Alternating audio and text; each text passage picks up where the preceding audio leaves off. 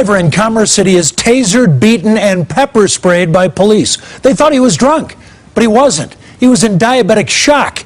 CBS 4 investigator Brian Moss reports this tragic mistake is costing that city more than $800,000.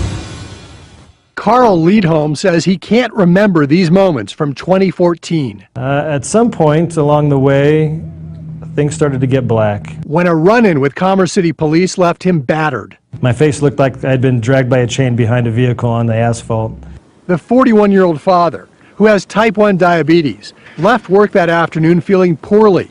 As he drove, it got worse, and he now believes he went into insulin shock.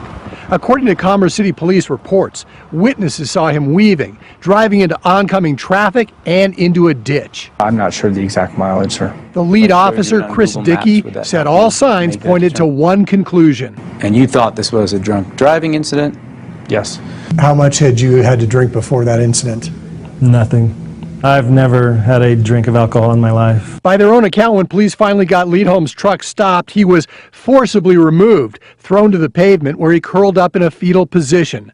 Unaware of his medical condition, when Liedholm did not obey commands, officers hit him with batons, tasered him 5 times, and pepper sprayed him in the eyes. I'm coming out of this saying that I'm diabetic, I'm sorry, I don't know what happened, and they're telling me that's a load of shit. F you, you're not diabetic. If you were diabetic, you wouldn't be fighting us. Paramedics arrived and said his blood sugar was about 1/3 of what's normal. Officers concluded he had not been drinking.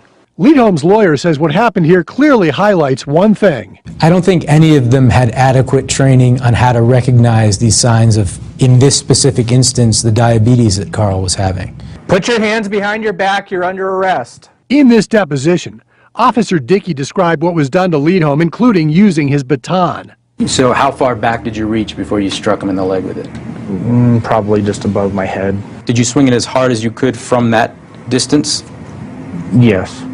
The officer was asked if they had simply questioned Liedholm immediately. Could this all have been avoided? There is a possibility that information could have been obtained at the beginning, yes. Now, Commerce City will pay $825,000 and avoid going to trial. For half a dozen officers to treat me that way, it's beyond my belief to understand why they would need to use such force. I'm Brian Moss, covering Colorado First. Commerce City tells us it decided to settle the case to avoid a trial and a potential appeal. It says it does have insurance that will cover nearly the entire settlement amount.